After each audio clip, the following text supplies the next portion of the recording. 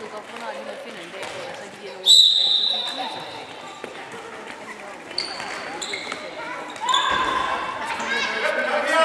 Hej Mette. Mette. Hej. Hej. Hej. Jeg kan se, hvor jeg er. Hej. Ja, du er det. Det er bare med, det er bare. Nå, det er der.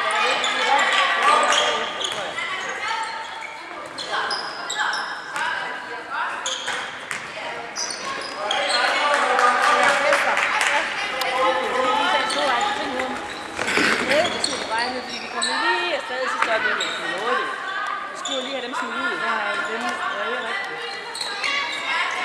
Det var fint.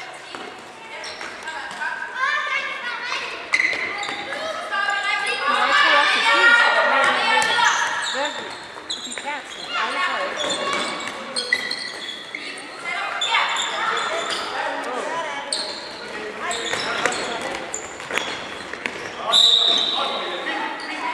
Dommer. Han bliver lige rykket op i sofaen. Altså, jeg gad godt se, nej, han er tvunget. Nej, han tør hjemme med det samme. Men Jeg er godt nok kommet ind sammen. jeg synes, det er rigtig godt, piger, de viser det her. Godt, det er.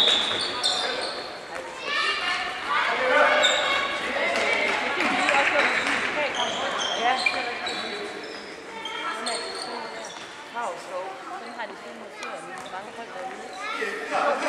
De filmer de gode farver. De filmer dem, der var i. Det har begge to farver. Det er det gode farver, og så er der et andet sammenslutning, som også er farver. Det er det, der filmer dem her. Ja, og det er det gode, at det er godt.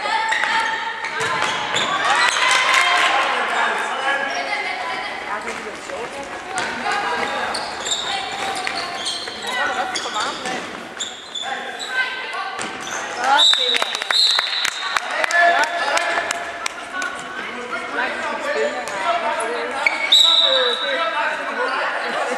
Vi ved det ikke. Aalborg, de spiller lige nu her. Ja, hvad står der? Det var lige der, jeg kørte. De var sådan, jeg ved ikke, der så lidt på, at de kan ikke komme helt frem. Jack Daniel, han var 1,76. Ja. Nej, det er rigtigt. Det var lige Ja, han må da have.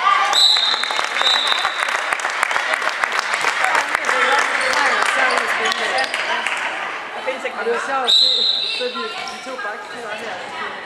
Men det er jo ligesom ham der svenskeren, der spiller for KF Kolding, hvad det han hedder. Ham der til Tandbøkken. Og så han er jo heller ikke ret høj. Han blev også kåret, så det var sidst ham herunder. Det er sjovt at se, hvor de andre de bare er. Og så de ingenting til afdelingen. Godt, Peter.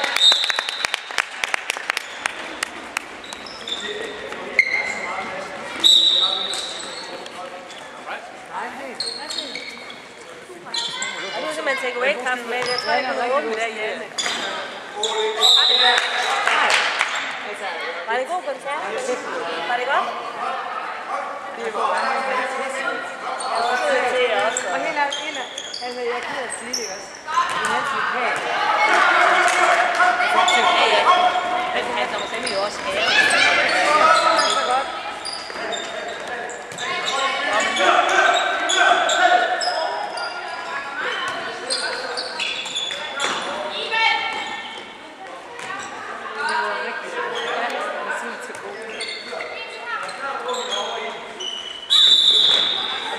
Godt, bare skide ud. Det er også sådan til at snakke. Ja. Og så er de der hits, som man så har. En måned sang var det. Hvor lang tid varer det? En time og 40, tror jeg. Så han har ikke pause? Nej. Det ved jeg ikke, om han har til aften. Ja, det kan jo godt være, at han gør det her. Men det var fedt. Ja, men det var ikke heller ikke forestille, så det ikke skulle være godt. Var det mange små med, eller? Ja. Det var fedt. Ja, altså vi er også små. Ja, det var. Ja. Nu sidder du også lidt af mig.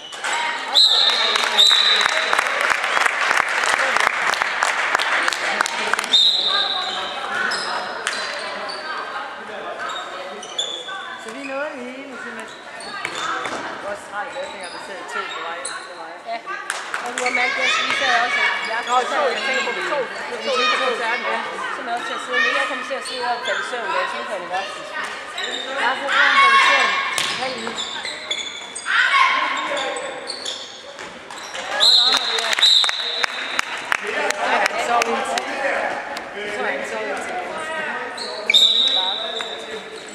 I så der sidste eftermiddag hen i sengen i aften, eller i dag i går efter, hun lå så computeren plejer altid en konsolation, så jeg lige hen og kigge på den og så. Men altså, ungerne bliver alligevel søvn. Det var, som vi også sagde, de faldt i søvn i svang, så det noget bag. Og så vågner de. Og der er så ikke heller i seng i går. Men jeg synes, de sov, men altså, de var også vågne af til, det bliver af med i løbet af natten. Så er det en af fremme, så jeg synes, de var vågne. Det gør de ikke. De sidder bare og snor fra den ældre. Godt, Laura.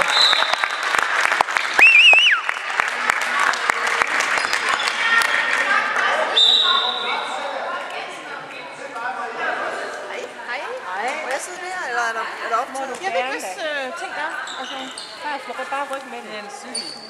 Det er nok nogen spiller. Jeg tror, der var noget at træne i før. Det koster noget af dem. Det kan bare sætte af, det er fint. Men jeg kom godt hjem på det. Ja, tak.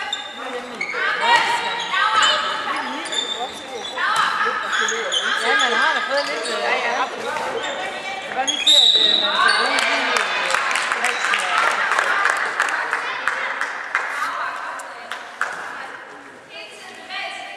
Nu har man også fået først nok til det næste... Nu har jeg fået mere først op på den her uge, jeg får over. Hej, Morten. Hej. Men jeg får... Hej.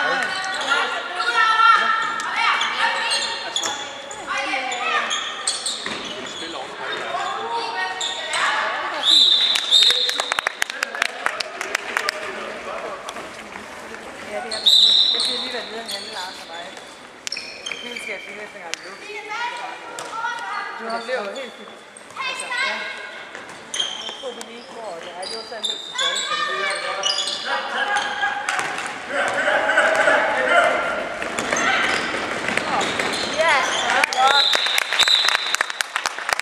Ej, svære nummer. Ja, det er lidt glemt på dem dommer, så der er nogle andre, der lå hjemme i sofaen.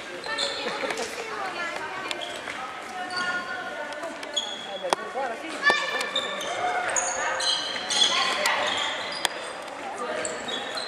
Og har I været nede til klassefesten?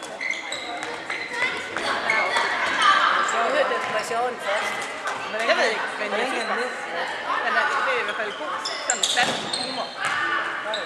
Og nu så vi lige, Cecilia og mig, vi var lige ved at tjekke i går, at nu spiller Rasmus Sebak, han spiller inde på Amfissi. Hvad er det? Lige der, hvor vi kommer ind i den der uden at se nogle ting. Så er der en stjæle lyd, eller flere lyd. Jeg vil godt lige finde os en lapper for at få det. Så kommer der nogle ting, de to fine nede i den, eller hvad? Ja, så larmer det, og det kommer der.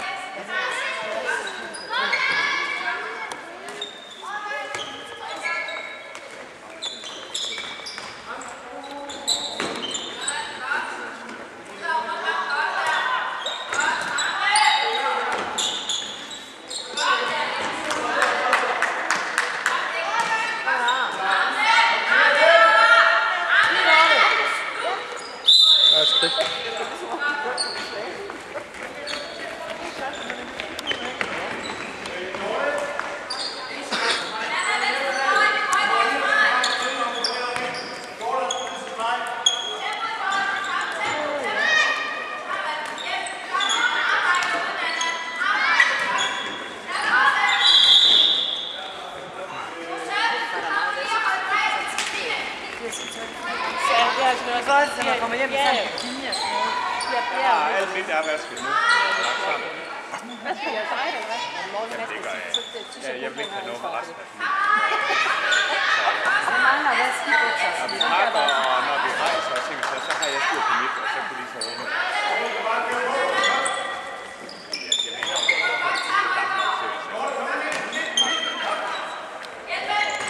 Hold nu ved hende.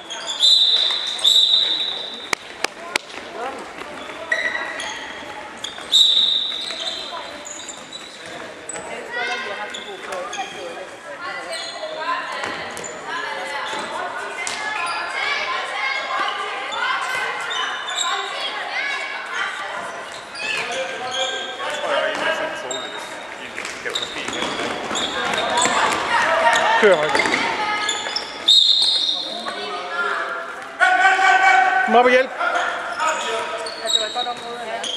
Og det er bare også et hyggeligt sted også. Det var... Hvis man lige står til en halv dag, eller Ja, det er vi jo også nede og drikke kaffe og sager nede i byen. Så kunne man sidde og... Det er sådan noget, vi tager jo kun sådan noget hen, hvor man lige...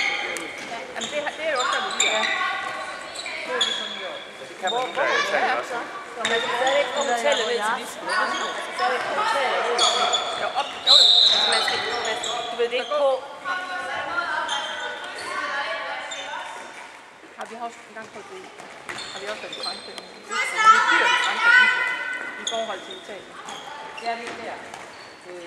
Jamen, jeg synes, at Martin han sagde, en lang, den koster 5 euro eller sådan noget. Ja, for en latte. Det var, hvor det i Italien koster 1,5. Det er lige på den her ikke dyrere. Hvis det var dyrere at have i Schweiz. Ja, det er dyrere her i Schweiz. Men jeg synes, at det er bare det der lidt på supermarkedet. Altså til aften.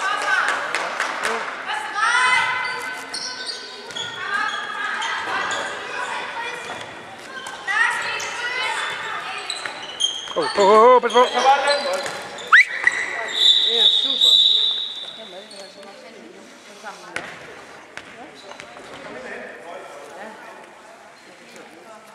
Han står lige med ryggen til. Han laver lige en mandtræk.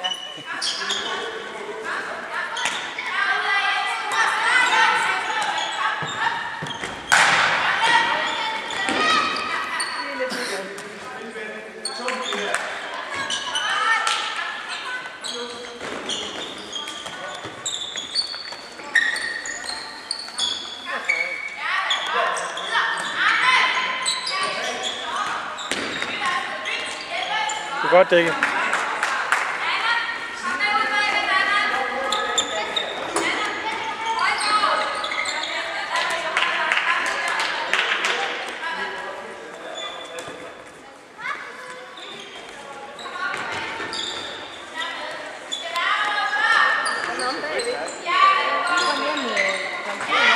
Godt spillet, Laura.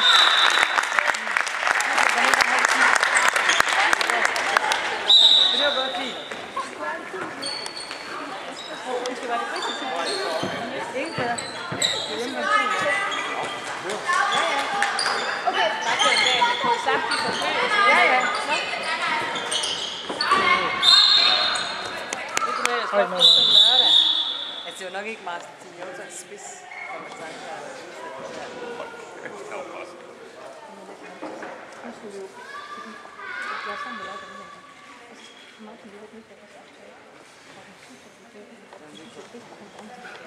Det er det vigtigste. Det er det vigtigste. Nej, vi har jo haft det rigtig hyggeligt. Han skal bare have det. Men vi læser til det, om de forstår ikke, fordi at alle vores børn, de altid så små og som stunge på skole i begyndelsen. Altså, Det vil han ikke. Det tager vi på. Eller på en skilærer. Jeg er bare sådan, at Han skal nok have en nej, fordi jeg tror ikke, han kan gøre det pres. Luk det nu. Men man kan have sin egen skilærer i butikker. Det er altså godt givet lidt.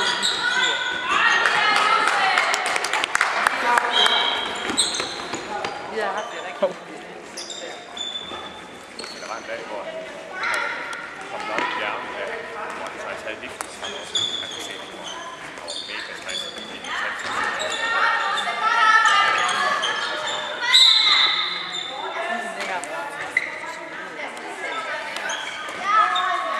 Alle andre har også set den her. Vi har haft en rigtig god tur. Vi mødte også den 2 gange på vej hjem, og så gør de en tankstation. Er det ikke sjovt? Og Malene og Anders, dem har de simpelthen fulgt sig af. Den mødte de inde på en tankstation. Vi holdt inde på en tank, så stod Andersen tak. Det er bare så underligt der. Vi kørte med sin kører. Nu er der fra kvart over 7. Kan I være det der skov, som vi kom hjem fra jer der? For I var foran på tidspunkt. Hvor er det her, Anders? Nej, vi har ikke været så. Ja, vi mødte Anders, men han der sagde, at I var foran. Nej, det tror jeg ikke. Vi har lyst til at slå noget. Det er hjemme fra, vi har været med det, hvor vi er inde i Trøjborg. kører næsten i røven. Men vi er jo hjemme halv 9, det er Rykker. det er sjovt, at man kan blive det i børn, når det er sjovt.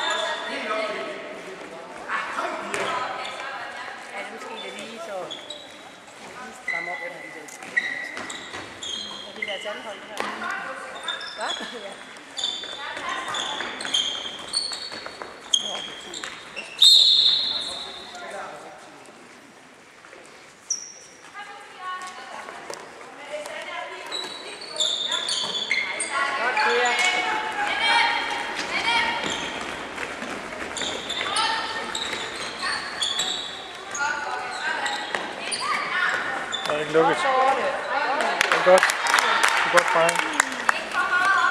Godt forsøgt.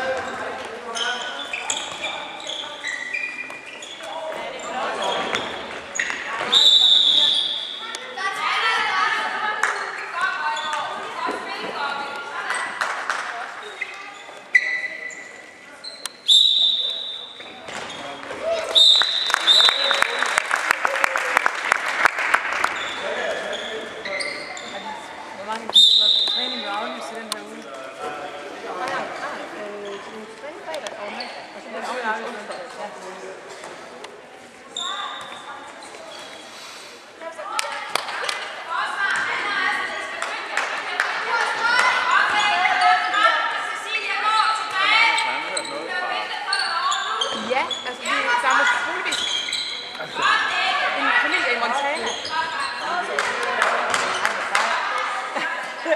Men jeg ved hvor Montana er henne. Det er ikke sådan en bjerge. Meget bjerge, ikke også? Det er helt oppe i det her.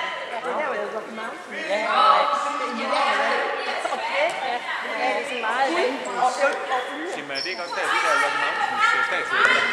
Det er ikke det. Er det Montana? Nej, det tror jeg ikke. Det er der Yellowstone er. Ja, det er der, de er. Jeg tror, det er Yellowstone her. Yellowstone National Park. Det er sådan rigtig landbrugsfarmer.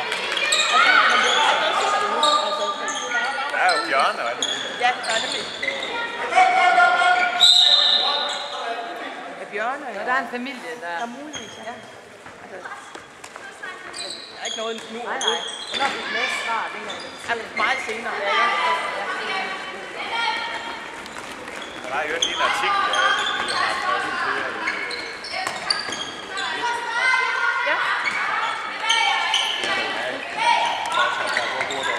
Ja, men det er der. Rigtig dårlig erfaring. Det er et bureau, han har været igennem. Som slet ikke er der. Det er jo...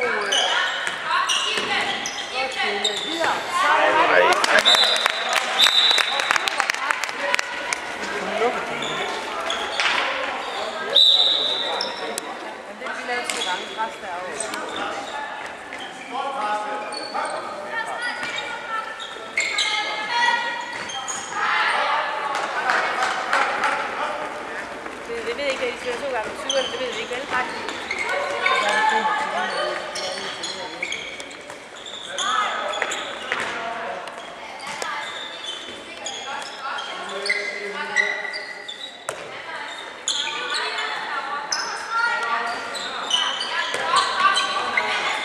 Luk. Nej, igen.